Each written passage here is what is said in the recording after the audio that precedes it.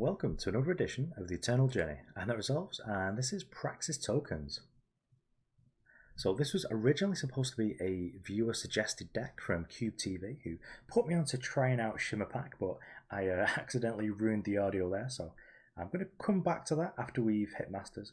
But whilst I was playing that, I felt that the ranked ladder was really open to people playing tokens. So I've moved on to one of my favourite sort of builds of this deck. And this is the Praxis tokens list. We're not getting too much from the new set. It's just like just 3 cards in total. We've got the Jekk Fugitive, who is just an additional anthem we get to play in the deck. And generally, you're able to let this survive just because we've got so many threats that we're doing sort of early on. And with the Xenan Obelisk, any of our tokens are just going to be targets for our opponent's removal, as they just don't want to take a million before we play one of our payoffs. Also got the Granite Waystone, which I've really enjoyed including, as this has led me to wanting to play the Vault of the Praxis in the deck, as this really makes it a lot easier for you to be able to have those double unit turns when you don't actually have any token producers. So if we look at the Vault of the Praxis here, I wouldn't normally play this, but now we've just got so much more access to being able to play 2 units in a turn along with all the token producers. Then we're just able to really spiral out of control with some of this card draw, and this will help keep us ahead in any Lightning Storm or Harsh Rule matchups. I've also got the Crest of Impulse, and I'm not sure about this 100% because we do have Initiate the Sands in the deck, though. Because we've now only got 10 ways of playing Initiate the Sands on turn 1, I have gone a little bit down on 3 drops. I'm not playing Relic Raider, just playing the Amber Acolyte and the Assembly Line, because what I really want to be doing here is just getting to 4 on time and playing my 4 and 5 a turn ahead of schedule rather than just racing to the 3 drops. The Crest does have value though, because we do have some expensive spells here, because we've got the Tesya Omen Shaper, as well as really wanting to get to 8 power on Xenan Obelisk. I've seen some of the newer token lists playing Sandstorm Titan, but we really want to go for the token theme here, especially because we do have Tesya here, and we also just want to be triggering the Vault of Praxis. So for my 4-drop of choice, just choosing the Marisen's Disciple. Just really enjoy the versatility and just the options that you get with this card. So a lot of the time, if you're just on the play against a deck that's more reactive, or you just want to go for the Sandcrawler, and then if you're sort of on the draw against a more aggressive deck, then if the Sandcrawler is not good, you just might want to play the Scorpion or the Locust if you're taking a beating in the sky. This deck is relatively cheap to cast. You don't really need the Jekk's Hunted Fugitive. You can just replace this fairly easily with an Obliterate or a General Izalio. And the main power of the deck comes from rares that are useful in most other decks, like the Xenan Obelisk or the promo cards like Arcanum Monitor and Tesya. And the Arcanum Monitor is really what pushes me towards the Praxis style of tokens deck, because this is just another Anthem effect that you're going to get, and as well as just being a real threat on its own, because you do have so many token producing cards. It will just produce 3 bodies, which is just going to give the Arcanum Monitor +3/+3. And because Arcanum Monitor has got Overwhelm, it just makes blocking a real big problem for your opponent.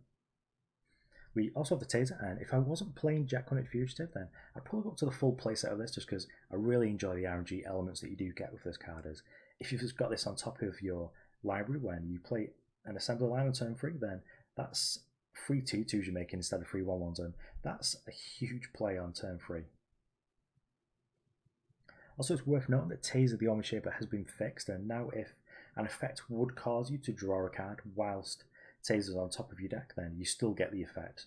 So if we play our 2nd unit whilst we've got a Vault of Praxis in play, or if we're just going to play the Temple Scribe, which would draw a card, then the Temple Scribe will enter play as a 2/2. Okay, so on to the games.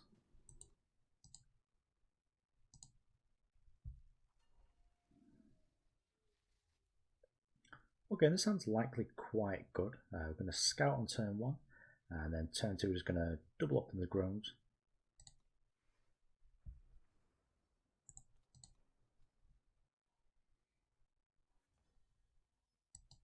I just want to find an undepleted power here. And Assembly Lines are also quite good to just help keep us flood the board, but I think we've got sort of enough of that, and we just want to find the power so we're able to play these Humbug Swarms out. The sort of a downside of not having any acceleration here is that you can sort of get behind and be unable to play our spells. And we've got in a simple line anyway. I think I'll wait for a turn here before we use the torch. Because if our opponent plays like an Instigator or perhaps an Ashara, I probably want to deal with that first.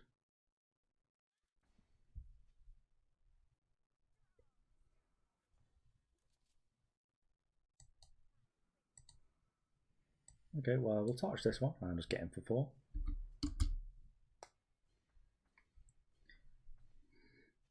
We do have the capability to be quite aggressive because we do have cards that exist in aggressive decks, say, with the Grenadin drones and the assembly lines.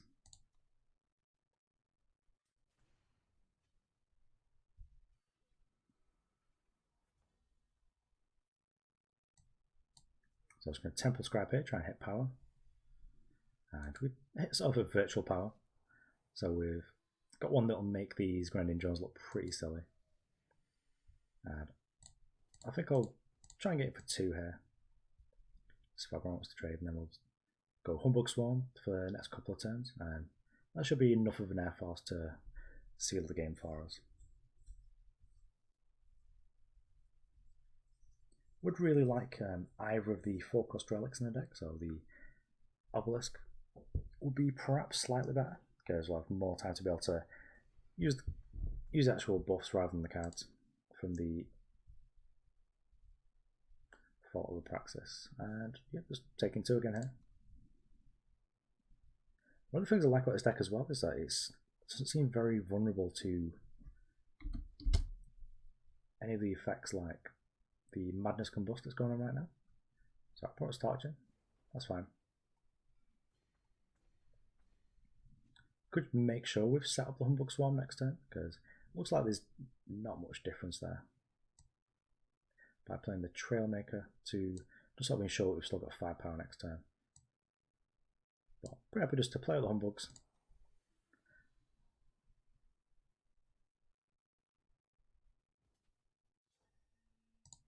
So I've probably got a bunch of Warcries on top of the deck unless they're drawing them, but they are stumbling on power a little bit. So we just sort of want to be, and Hydropoint Instigator is not what we wanted to see here. So we'll just be getting in the sky.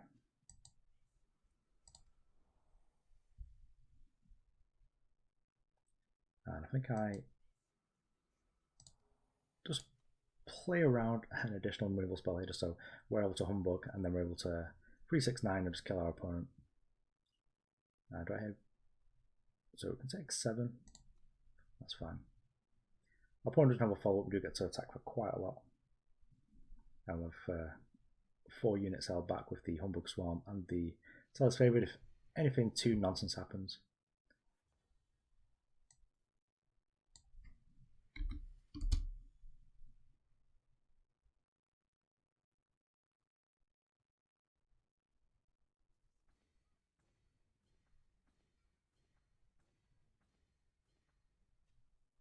The beatdowns are sort of anemic when you don't have one of your sort of token payoffs in play.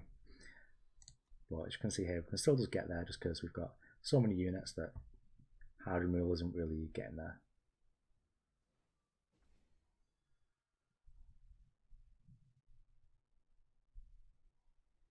Okay, we should see the concession here because our opponent doesn't have any realistic outs here. Yeah, just sending us a message by destroying the favor.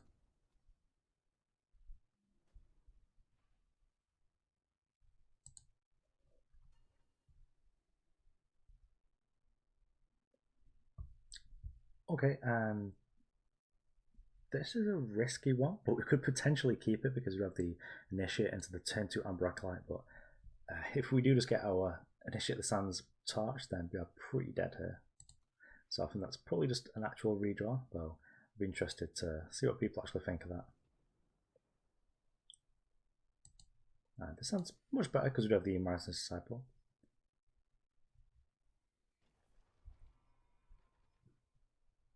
And Arcanum into Seek Power is very possibly like a removal pile deck. the Seat of Glory. And okay, so this is the new heart pile that Shine's been playing.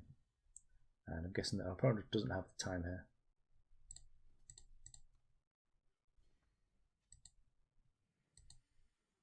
So just want to make as much pressure as we can in this matchup. And fortunately, we'll get to have some extra time for ourselves because our opponent's going to be playing some. Okay, so they're actually playing the Seraph here.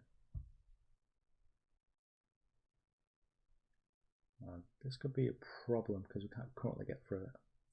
But they do have 2 secret pages in hand. They're probably going to try and play next turn. So perhaps I will just go for the Marisen's Disciple, and we either go for Evasion with the Locust, or we'll go for the Scorpion with Deadly. I think I was going to go for the Locust. As I want to attack here, we'll just lose our Sandcrawler. So the best draw for us. Okay, well, we've got a card out of them. Best draw for us currently would be not Assembly Line. We really just want one of our forecast relics, just so we're able to keep in the game here.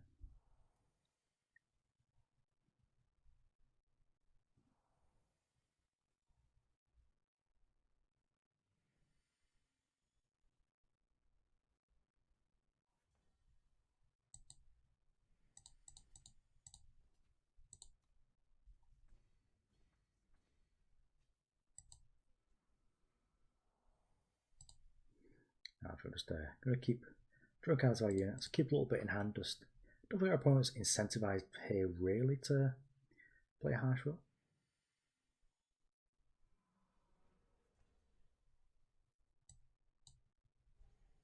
Okay, this is big. I think we'll play this out. So I thought here perhaps just to play out our 2 token producers and then next turn play the Marisen Disciple, but this makes us a lot more aggressive. To get him for 6 in the air. Attacking him with these 3 doesn't really help a lot because we just get an additional 3 damage, but we lose 2 of our units. So just get him for 6. And maybe this will prompt the harsh will, and then we're able to load up pretty quickly with the Disciple and the Assembler line. So if our opponent had it, they would have spent it there. I think this is actually a turn where we can just sort of get in with everyone. We're just going to use the torch here just to remove one of these Seraphs.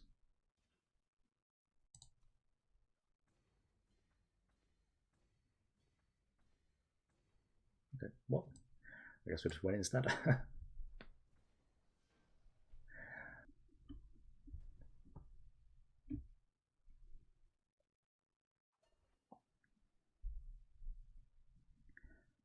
And I think there's actually a redraw here. So let's see if we're doing a little better. And this is sort of quite an aggressive hand here, as well as being able to. Okay, well, we don't get to play anything this turn, but against Skycrag, and I'm going to keep this Obelisk. Just got to sort of help us win the game. We've got a pretty good ground game here that will be able to keep the attacks at bay. Our opponent just leading with the Snow Crushed Yeti. Okay, so we're playing against actual Yetis here. So I'll just pull out some Grenadins, the single block in each, and then next turn we'll play the Talir's Favoured into a Grenadin draw. Just try and set up the turn 4 Obelisk.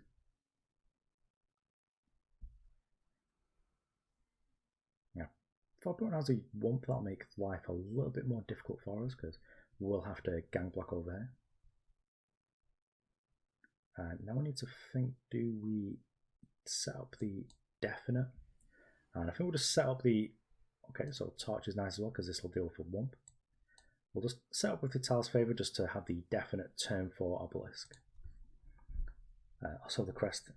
We really wouldn't want to bottom a Torch here, just because one of the most difficult cards for us to beat here would be a Wump.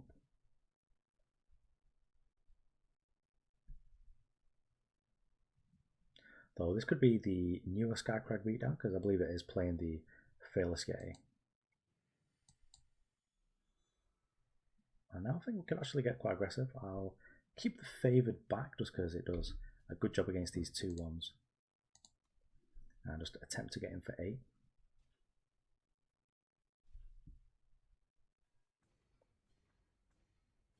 Now, this is a lot better than we could have hoped for, because our opponent does just trade off with us. So we essentially traded 1. Okay, so this is making more sense now. Our opponent is just getting in for free.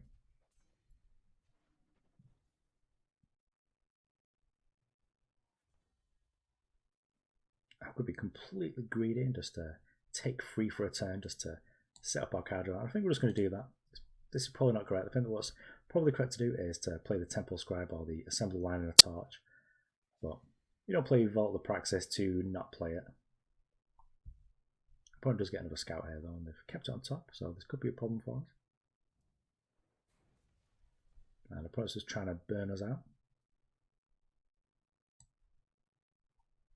So we'll play the Grenadin drone first, because this will get us the first card draw with the most information. So I think we'll just play Temple Scribe and leave it with the Torch.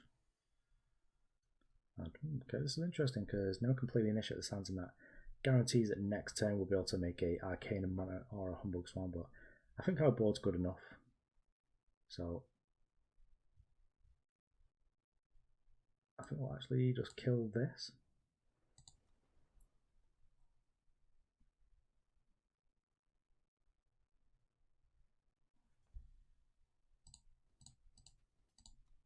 Just get it for 6, put our opponent on a pretty quick clock here. So the reason for killing now is perhaps that was like a weapon they'd left on top.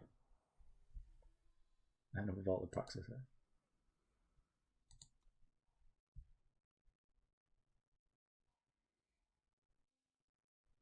You can see how easy it is just to turn the Arcanum Monitor into a huge threat. And okay, so we can't quite play the Tesya. We'll just play the Humbug Swarm just to have a nice lethal attack. Although actually, would we've had lethal if we just played the Arcanum Monitor? And I think we would have done, because that'd be 3, 6, 9, 12. Yep, so that was foolish, but got a little bit ahead of myself there.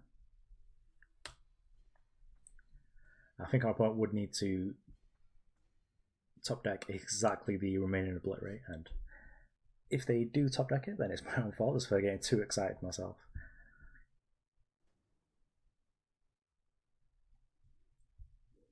Okay, just 1 power, so easy redraw.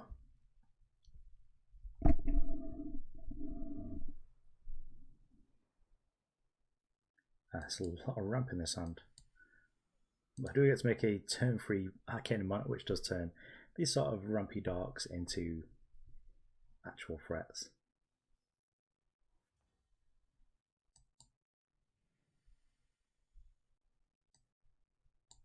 Just chucking for 1, and then just to make the most of the Arcanum Monitor, we're just going to play the Trailmaker.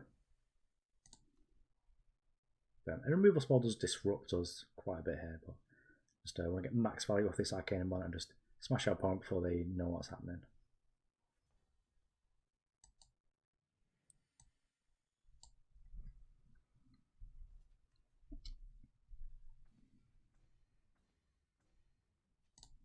And there is sort of a consideration here to play the Humbug Swarm first, as that's technically more damage. But I'm also quite happy that if my initiate doesn't get killed here, just to use the Humbug Swarm just as a pump spell for the Arcanum Monitor. And we might be... Okay, so the Monitor's dealt with, which sort of resets our units here. And we can't play the Jekk, which is sort of good because now I get to play a powered up Humbug Swarm because of the Tesya over here.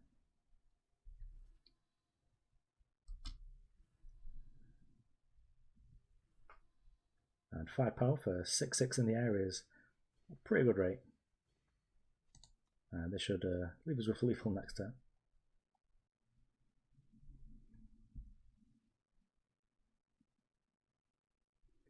Highwayman here could be an issue, but I think we'll just power through it. We do know we're drawing an actual brick next turn that we're not going to be able to use for a little bit of time, but we'll probably just play with the initiate, and then if we draw a power the turn after, if we get disrupted here, then we'll be in good shape to play the Tesya turn after, and our ramp creature is being killed, so this is a little bit less likely for us. We'll just get hit, put our opponent down to need an answer right now.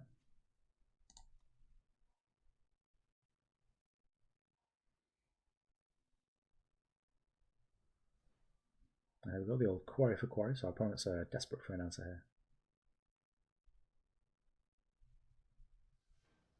Yep, come find it.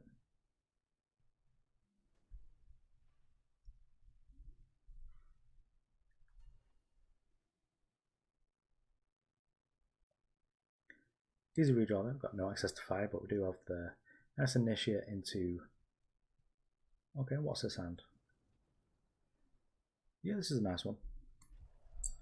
Get to lead with the Grenadin draw.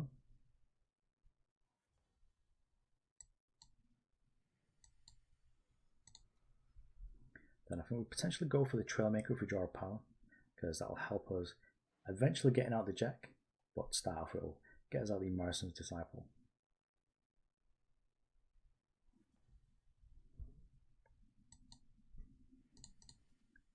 Just a bite for 2 here.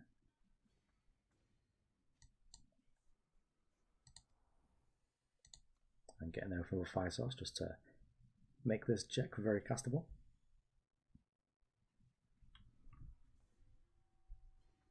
Okay, so Nightfall, more than happy to play with. So get this Granite Waystone down, and I'm not sure if this Darkveil agent is going to do much against us. We don't have much in the way of interaction, and most of the things that are a problem will be able to torch before they're able to get the Aegis. So I think we should actually just set up the Jekk next turn. So maybe we do deal with this now, just because it lets us get him for some damage.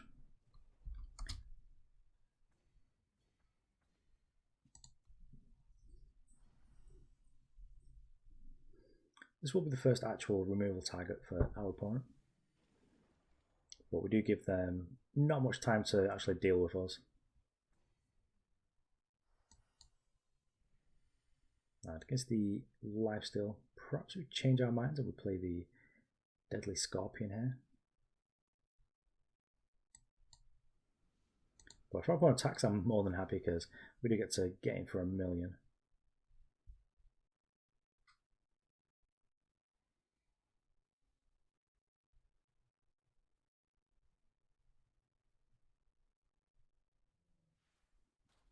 Okay, so that's the Burnfrost, which is fine really.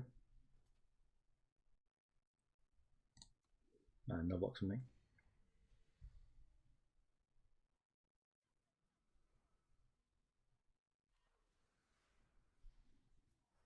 Okay, so this Sealy could be quite good against us, as it will be able to nip down most of the things we're able to play. I don't really want assembly line.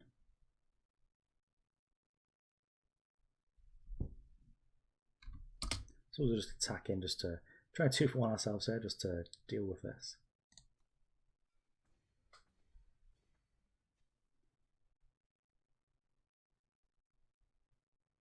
I suppose we just play the Humbug Swarm, just hope to spike a Anthem effect. If our opponent wants to spend a turn doing a Nyctophobia, then I'm more than happy. I'll just take my beats.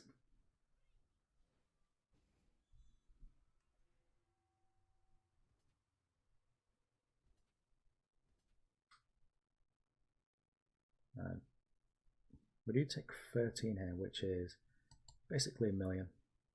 So just block 4 of it, just take 9.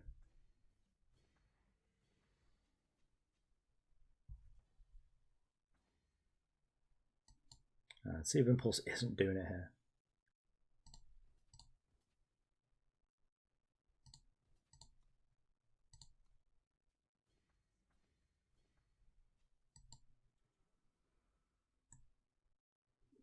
So I was making a Sandcrawler and a Trailmaker. Passing the turn out with the Torch for the Mirror's Nightshade.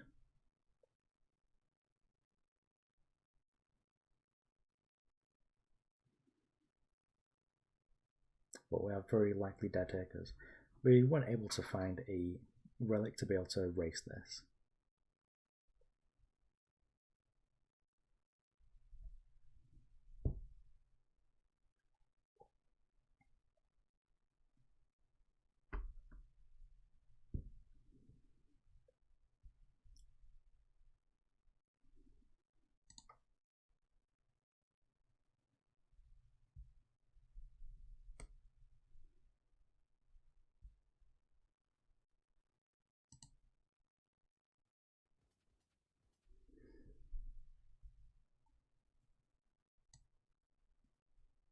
Okay, so I think we'll start off with a torch here, just to sniff out any sort of fast effects. And so I point out the protect, they do. Okay. So this makes it a little bit easier to decide what we're going to do here. So I think we do that. Nope. So if we do this, they want to block everything from the Zelia.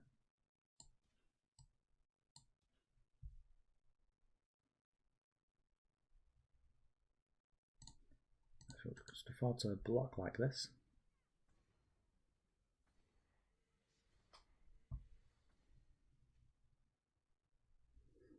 We're pretty much dead to any Nightfall trigger, especially if our opponent's able to hit us off with another Nectophobia with a second copy of the mirrors.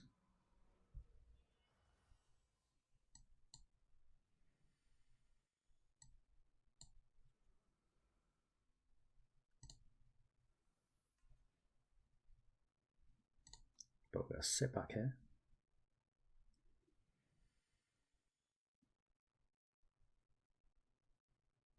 And I feel we'll be pretty dead just to the ally our opponent can make here. And I guess also just the overwhelm from this will do.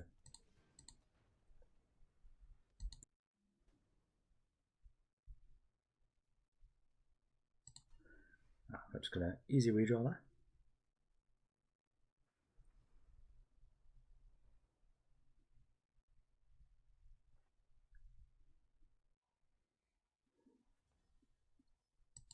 Just get a Crest here, and then okay, so we do have a bunch of power in hand and a Tesya for later on, so maybe the Humbug Swarm's good, but we do already have one. So I think I'll just bottom this just to try and find the power or perhaps some of our relics. Now let's start against Chalice here.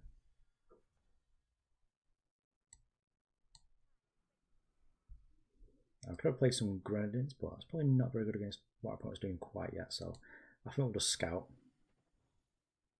And Arcanum should be quite good. We do get ruined pretty badly by silence. Sorry. Not really into this trade here.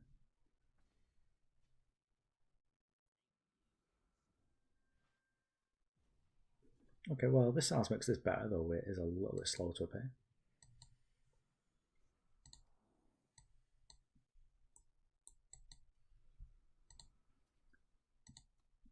Just a chunk in there for what?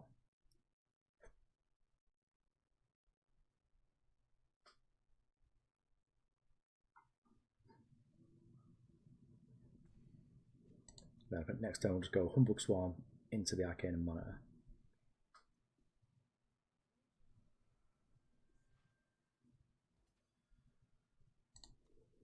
No interest in blocking here, just happy just to take one.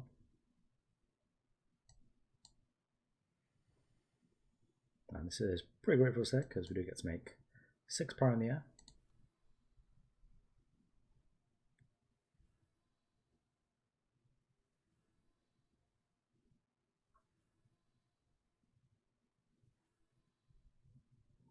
And we'll be able to attack for 9 because next time we'll be playing the Arcanum Monitor.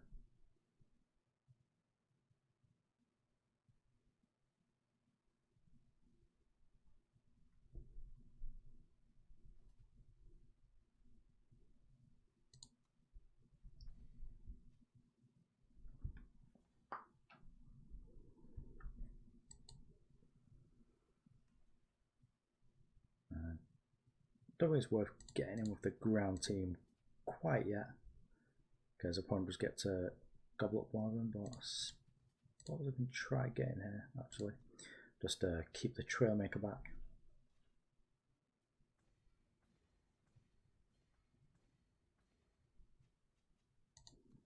Well, this might incentivize our opponent to hit us with a harsh will here, and yeah, that's what they do.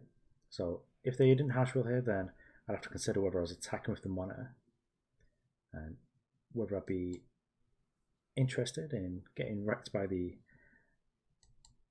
Island's choices. And to play all our Grenadins, just want to build a board to get in with.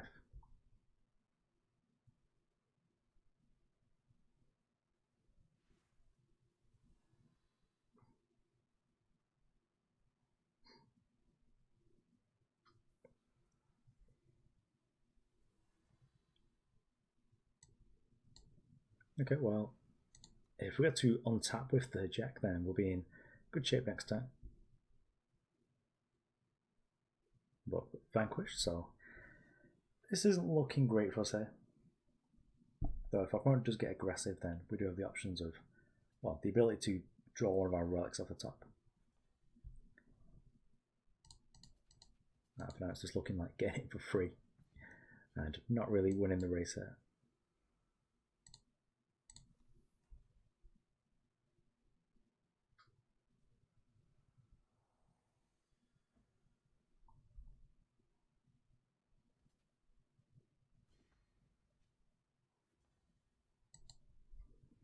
Okay, so we're getting a little bit closer to being able to play the Tesya. So if our opponent isn't super aware of that, then we could perhaps be able to kill them out of nowhere if they do keep attacking with a short one, but it's probably going to sit back for now because they are quite low. And we do already have 8 on the table.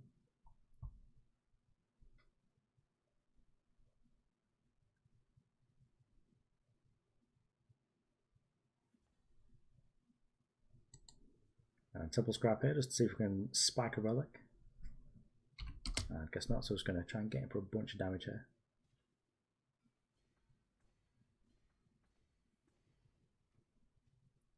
So next turn for opponent box 2-2, we've still got 4 here. But I suppose it could play like a healer or something, so perhaps even if we play the assembly line. If our opponent harsh rolls, the harsh roll. But I'm more concerned about the fact they can just play a bunch of units just to clog up the ground and we won't be able to get in that turn.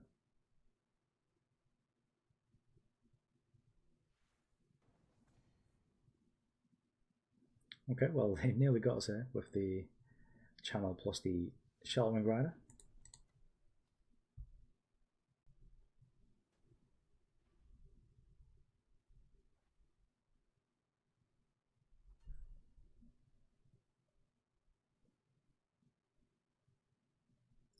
Okay, so I think this is probably actually just a redraw.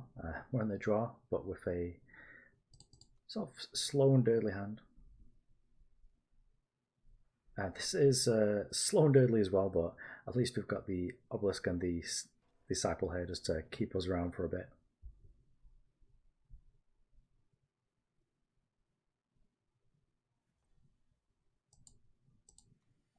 And against the Legion, then hopefully not going to be under too much pressure. And this is probably a Chalice deck here. So it's sort of a mid-rangey creaturey mirror that we'd probably get to take over just by having 2 Obelisks in play. And especially even more so now that we'll just get to play 9 power with the Humbug Swarm.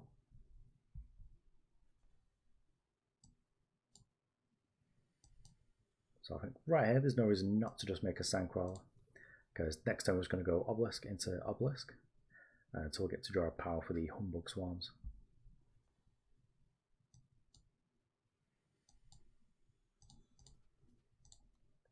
So it's sort of a reason here to perhaps not play the Obelisk first, because our opponent does get to do Talon's choice, just as we were talking about it. But we are still sort of ahead in the exchange here, because we've traded half of a card for 1. And though our opponent's going to try and pull back with the Wisdom of the Elders, I'm still pretty happy for this. I'll play the Talir's Favoured, and this will give us the 6 power. So we're able to play the Obelisk here and crunch him for 4.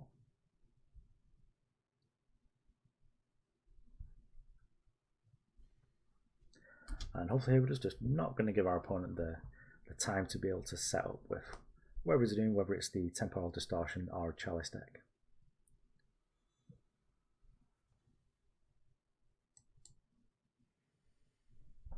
This is perhaps like a setup hash wheel here, so maybe we're just going to try and maximize our damage. So I'll just play the Arcanum Monitor and attack it. I've got a feeling we're probably going to see another Island's intervention here. Oh, Island's choice, sorry. Okay, so easy silence over here on the monitor, but we're still left with a 3-3. And the block here pretty much leads me to believe that there is a hash rule.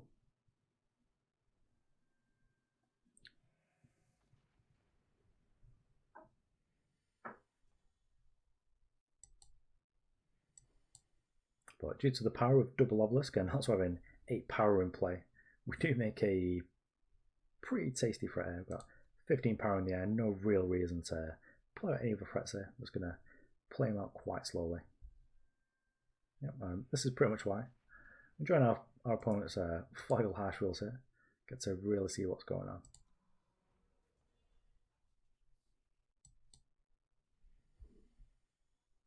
And just make a couple of powerful dudes. And I'm going to keep the Arcanum on in here. I think we've already seen just 2 hash rolls. So I shouldn't be expecting to see enough, though our opponent does get to ultimate and make an owl here.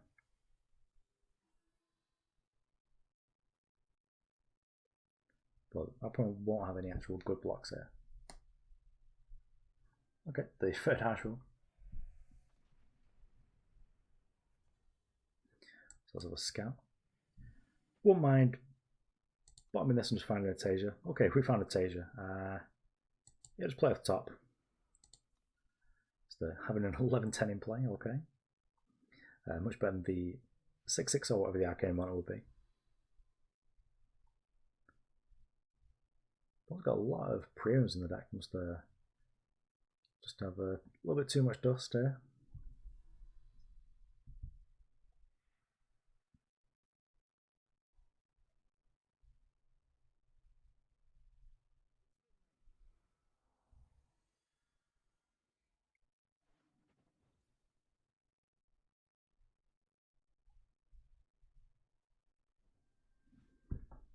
Well, thank you very much. This is fine. Basically, trade a card for not a card, and Temple Scribes are pretty great when you've got Obelisks in play here. Just go for Justice this time. And not going to bother playing around any hash rolls, just going to get a huge overwhelm out there.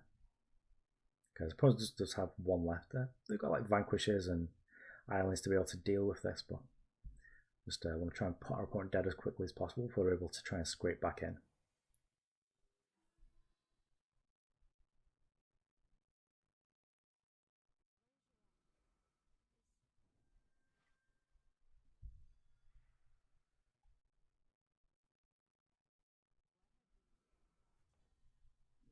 Point here is going to need to be on a list with Disjunction to be able to sort of turn our board into something a little bit more reasonable to deal with.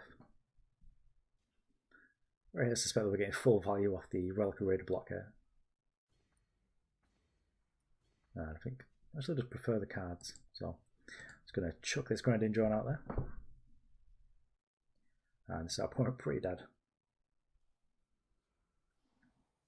Could have actually got a little bit more damage in there, just 2 points if we'd played these pre-combat. It's a free chalice over here because the Coven does have endurance. But I'm just going to play the Humbug Swarm first, just to give our Arcane Monitor a little bit more power. And then get in for what looks like 1 million.